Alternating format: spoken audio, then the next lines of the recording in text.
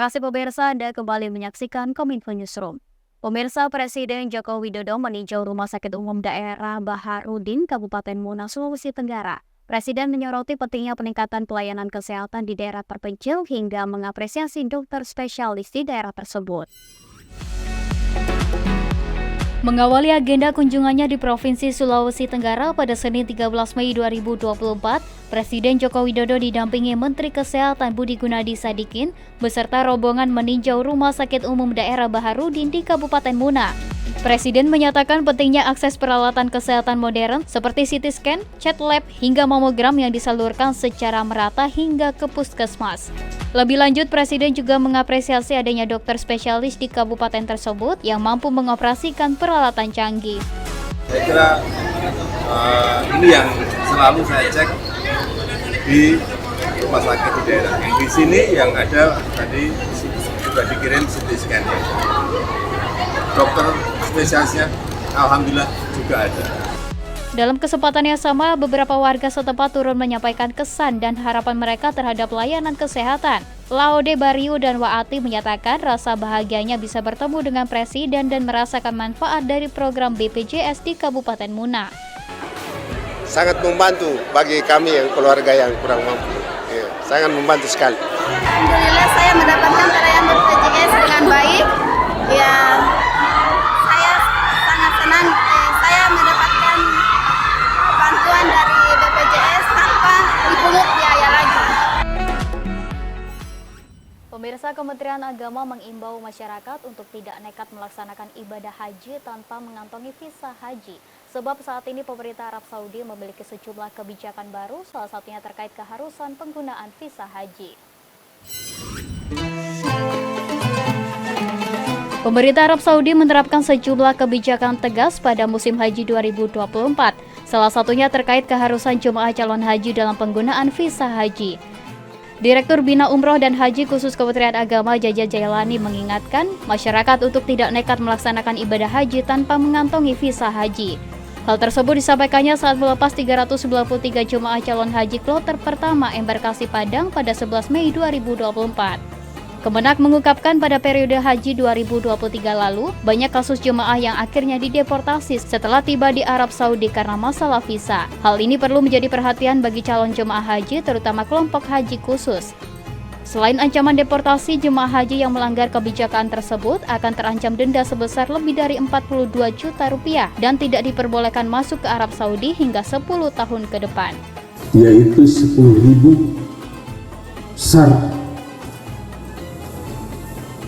Dan juga akan ada pendeportasian.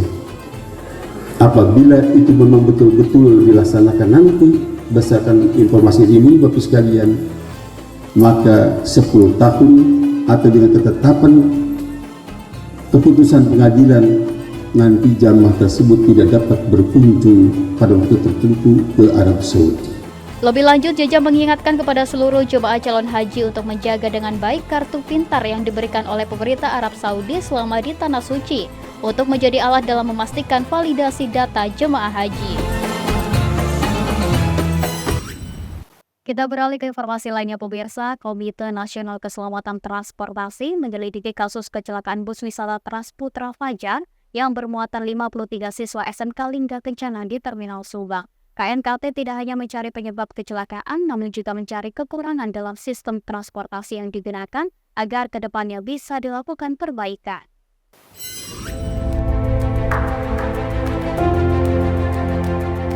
Komite Nasional Keselamatan Transportasi KNKT melakukan penyelidikan kasus kecelakaan bus Transputra Fajar yang berpenumpang siswa SMK Lingga Kencana.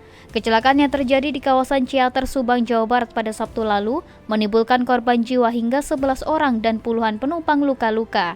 Hingga saat ini penyebab kecelakaan tersebut masih dilakukan pendalaman melalui olah tempat kejadian perkara. Ketua KNKT Suryanto Cahyono mengatakan tim investigasi akan melakukan olah TKP dan sejumlah pendataan, diantaranya surat administrasi kendaraan, sistem rem, sistem rangka bodi, hingga melakukan wawancara dengan pihak-pihak yang terdampak kecelakaan. Investigasi kita akan lebih kepada sistemnya. Jadi untuk teknik ini mungkin ya kita akan mengecek kendaraan ini kenapa secara teknis kok mengalami remblong. Nah sekarang ini lagi mengumpulkan informasi semua. Nanti kalau kita sudah melakukan wawancara dengan pengemudi, dengan penumpang, mencari penyebabnya, mencari apa yang dia rasakan, terus nanti juga kita akan cocokkan dengan teman-teman di kendaraannya seperti apa. Sejauh ini lanjut dia merujuk keterangan beredar, remblong menjadi dugaan penyebab kecelakaan bus yang membawa rombongan pelajar SMK Lingga Kencana tersebut. Meski demikian, informasi tersebut masih perlu pembuktian. KNKT akan terus memberikan rekomendasi terbaik ihwal kelaikan jalan kendaraan berdasarkan dari temuan investigasi. Hal tersebut guna mengantisipasi kecelakaan serupa tidak kembali terulang.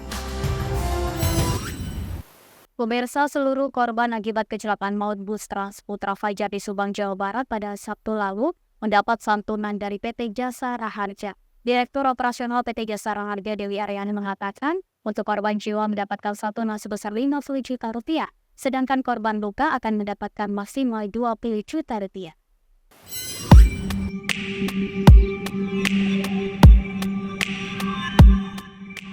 PT Jasa Raharja menjamin seluruh korban kecelakaan maut bus pariwisata Transputra Fajar yang mengangkut rombongan siswa SMK Lingga Kencana Depok di Jalan Raya Kampung Palasari, Kecamatan Ciater, Kabupaten Subang, Jawa Barat mendapatkan santunan.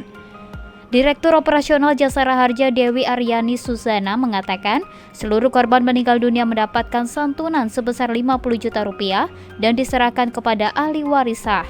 Sementara korban luka-luka sebanyak 36 orang terdiri dari 35 penumpang bus pariwisata Transputra Fajar dan 1 orang pengendara sepeda motor yang melintas juga mendapatkan jaminan biaya perawatan sebesar maksimal 20 juta yang dibayarkan kepada pihak rumah sakit tempat korban dirawat. Santunan Jasa Raharja tersebut merupakan bentuk perlindungan dasar sebagai wujud kehadiran negara dalam melindungi masyarakat yang mengalami kecelakaan, yaitu melalui iuran wajib dan sumbangan wajib yaitu DPWKP atau Dana Pertanggungan Wajib Kecelakaan Penumpang dan SWD KLLJ atau Sumbangan Wajib Dana Kecelakaan Lalu Lintas Jalan. Saat ini teman-teman sudah selesai melakukan pendataan, proses pendataan masih dilakukan ya, masih dilakukan. Ada yang sudah selesai, ada yang masih proses. Untuk yang di rumah sakit sudah diberikan garansi letter, untuk santunan sedang diproses. Nominalnya berapa untuk yang meninggal dunia 50 juta, untuk yang luka-luka maksimal 20 juta. Per orang gitu ya? Per orang.